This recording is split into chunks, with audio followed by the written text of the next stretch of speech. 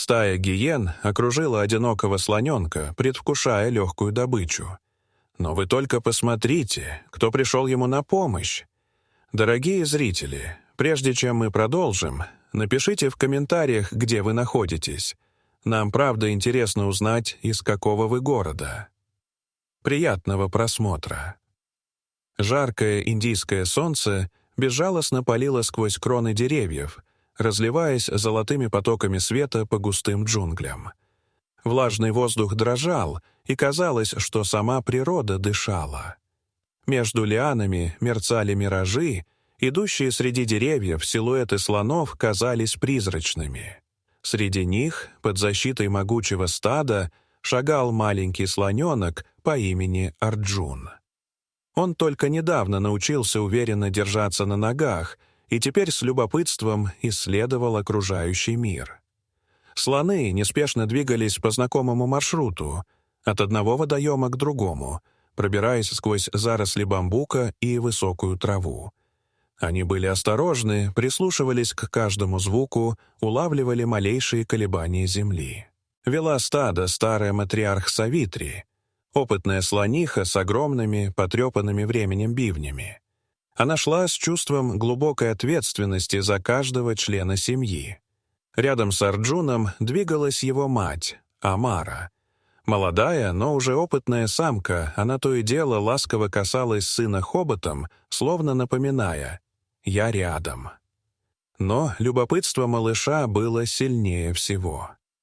Пока взрослые сосредоточились на выкапывании сочных корней тикового дерева, Арджун заметил яркую бабочку, порхающую в солнечном луче, и не удержался.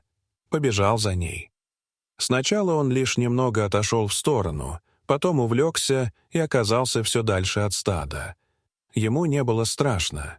Все вокруг казалось невероятно интересным. Щебетание птиц, крики макак, стрекот цикад, вспархивающие павлины. Арджун играл, крутил хоботом траву, срывал листья и разбрасывал их, хлопал ушами, пугая кузнечиков. Он веселился, как может веселиться только дитя, не зная, что рядом таится опасность. Тем временем в стаде начало нарастать беспокойство. Амара подняла голову, огляделась и трубно позвала сына. Ответа не последовало. Она позвала снова, громче и настойчивее. Другие взрослые насторожились. Савитри подошла ближе, прижала уши и вытянула хобот, улавливая запахи. В воздухе повисла тревога. Арджун же оказался в незнакомой части джунглей. Трава становилась выше, тени редели. Звуки вокруг стихли. Даже насекомые умолкли. Слоненок остановился, настороженно поднял голову. Его слабые, но настоящие инстинкты подсказывали «нужно быть осторожным». И тут он заметил движение. Из-за зарослей, как тени, начали появляться хищники. Это были гиены. Редкие, но опасные обитатели этих мест. Их оказалось целых 8 взрослых особей. Они двигались рывками, сбиваясь в хаотичный круг, то приближаясь, то отскакивая. Их глаза сияли желтым огнем, а пасти оскалились в зловещем смехе. Они уже предвкушали легкую добычу. Арджун замер. Страх пробрался в его сердце, но не парализовал его. В памяти всплыли сцены, когда взрослые слоны принимали боевую стойку и громогласно трубили, защищая друг друга. Он попытался сделать то же самое. Поднял голову, расправил уши, начал громко хлопать ими и издавать тревожный, хриплый звук. Его маленький хобот дрожал, но он поднял его вверх и размахивал из стороны в сторону. Первая гиена приблизилась, пригибаясь к земле. Она метнулась вперед, но в тот момент Арджун резко топнул ногой, подняв облако пыли, и громко затрубил. Гиена остановилась. Обычно детеныши не сопротивлялись, но этот малыш вел себя иначе. Тем временем Амара мчалась сквозь джунгли, слыша зов сына. Она звала, и ее трубный крик перекрывал все другие звуки. Каждый ее шаг звучал, как удар барабана. Земля дрожала под ее ногами. За ней, настороженно и молчаливо, двигалось все стадо. Они чувствовали неладное. Гиены начали наступать плотнее. Одна из них бросилась вперед и когтями оцарапала бок Арджуна. Слоненок взвизгнул. Пронзительно, отчаянно. Он отступил на шаг, но тут же выпрямился и попытался ударить хоботом.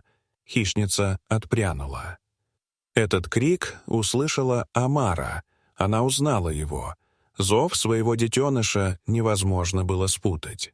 Ее ответный крик был мощным, пронзительным, сотрясающим воздух. Она неслась, будто сама земля отодвигалась перед ней. Через мгновение Амара ворвалась в круг гиен. С ревом, не сбавляя скорости, она бросилась на врагов.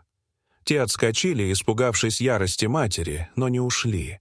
Они кружили, выискивая слабости, издавая свой нервный, хохочущий смех. Арджун прижался к ее ноге, дрожа, но не сдаваясь.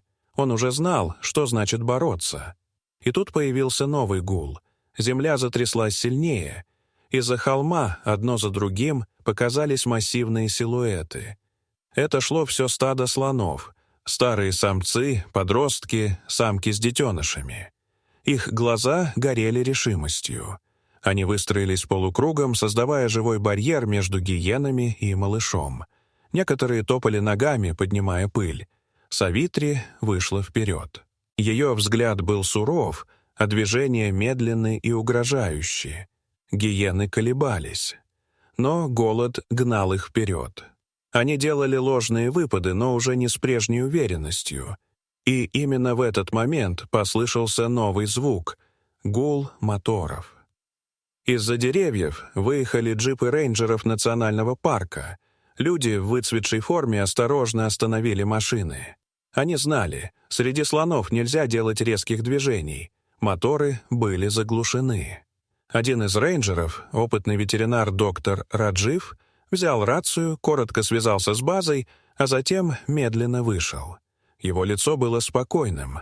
Он не раз сталкивался с подобным. Слоны узнали запах людей. Это был знакомый, невраждебный запах. Савитри не препятствовала, когда Раджив подошел к Арджуну. Малыш дрожал, но не сопротивлялся. Ветеринар быстро обработал рану, наложил повязку и ввел антибиотик. Когда джипы уехали, стадо еще долго оставалось на месте. Только когда солнце стало клониться к горизонту и небо окрасилось в багровый цвет, Савитри повела семью дальше. Арджун, прихрамывая, но с гордо поднятой головой, шагал рядом с матерью. В тот день индийская природа показала, что даже самый маленький представитель великого рода способен проявить невероятную стойкость. Дорогие зрители, что вы думаете об этой истории? Расскажите, пожалуйста, в комментариях. А если вам понравилось это видео, то ставьте лайк и подписывайтесь на наш канал. До свидания.